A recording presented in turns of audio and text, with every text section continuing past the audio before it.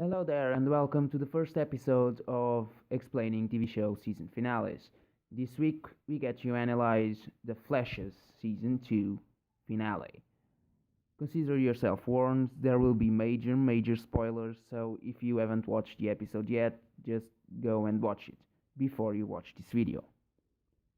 So the episode starts with Zoom killing Barry's father. They get on a race because Barry wants vengeance. So we get two persons, Zoom and Flash.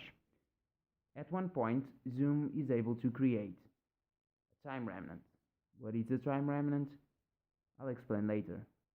Right now, we have three people, three speedsters running, and imagine like time, just linear time as we know it. And the time remnant and Barry, they get onto a fight. Barry finally catches up to Zoom, or he thinks so. While this is happening, the real Zoom is like hiding or whatever. And at the end of the fight, while Barry is contemplating whether or not to kill the one he thinks is it's Zoom, the real Zoom kills his time remnant, and then they both go their separate ways. What is the time remnant? Well, imagine time, like linear time, as we probably are used to think of time. You get this subject A, and the subject A decides to travel back in time to an instant earlier or to like 0.00 whatever seconds ago. When he goes back in time, in our time, it ceases to exist and it exists in the past. This is how I see it. In the short seconds that he traveled, like he traveled to 3 seconds ago, we have the before time travel A and the A after time travel. Time travel. This is time travel according to Legends of Tomorrow, according to Doctor Who, and according to science, I guess. If it was possible, which we don't really know, I think. So, according to the Flash, the time travel. I don't know if it's because it's so quick, or I don't know. What happens is that subject A travels back in time, like let's imagine on like an expanded timeline, like 3 minutes earlier, and then they both exist like forever until one of them dies. Uh, of course, that it isn't 3 minutes; it's actually like an instant. So they both exist. We got the A before time travel, which it states the subject, and we get the A1, the time remnant, which in my opinion, I feel like A should be the time remnant because it remains in time, and the A1 the subject because the original subject traveled back in time and left a remnant of his on the original timeline. So etymologically, etymologically, etymologically, whatever. So in the origin of the word time remnant, I believe it represents like the someone remains in timeline. So I don't know if it's like this, but whatever. So then after that, Zoom proposes a race to discover who is the best or the fastest speedster, and we know that it isn't actually true. Zoom just needs the energy produced by the Flash and himself, I guess, to power up the magnetar, which he stole, which is basically like I don't know what it is, but it creates a pulse. So it's like this giant magnet that can be controlled. I don't know. Um, I believe it's like the alien thing on in the Man of Steel, like the dubstep machine, but more powerful. Imagine the planet Earth, and you know, big old beautiful planet, and inside it has like lava or magma or whatever diamonds and stuff, and then it has like a magnetic core.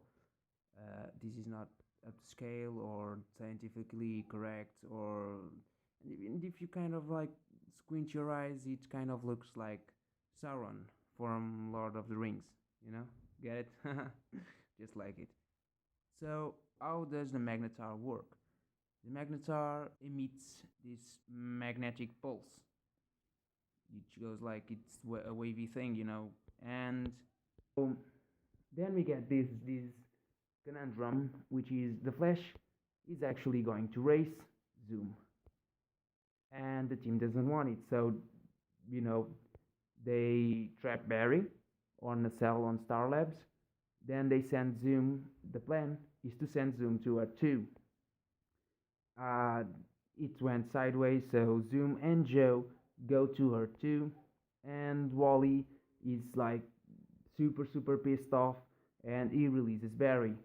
So then Barry has to race, which it's like they could have done this episode in like 20-30 minutes, but plus 40 minutes is awesome. And they start running inside like uh, coil thing to harness the energy, and the Flash at some point he creates a time remnant, and the original Flash releases Joe, and Zoom goes to fight Flash because he kind of cheated, and so then they get into the fight, and the action cuts to the time remnant, the Flash time remnant, which counteracts the pulse because the pulse is active and there's no way of stopping it, and he counteracts the pulse. How does he counteract the pulse? Well, basically, if you think of this wavy kind of thing, if he creates like the exact opposite of the pulse created by the magnet or the magnetar thing, it actually creates like a flatline pulse, so it creates no pulse at all. So it's basically the same as if you get a magnet, just whatever, it makes sense kind of. So counteracting the pulse makes the Flash disintegrate, so he dies, and that's the end of the time remnant timeline. And because Barry created a time remnant, the time rate came in, the time travel police, the Dementor looking individuals come in, and they take Zoom because they are looking for him like forever.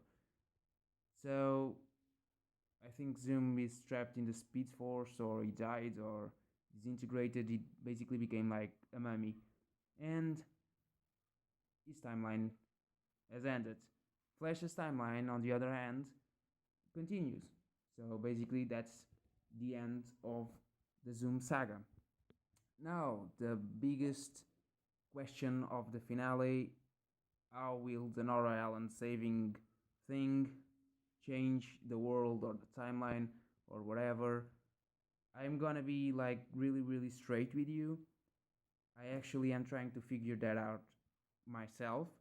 So there will be a video coming up on the next few days. So make sure to subscribe and to give this video a like and comment and share, and wherever, spread the love. Thanks for watching. My name is ButcherCir. See ya.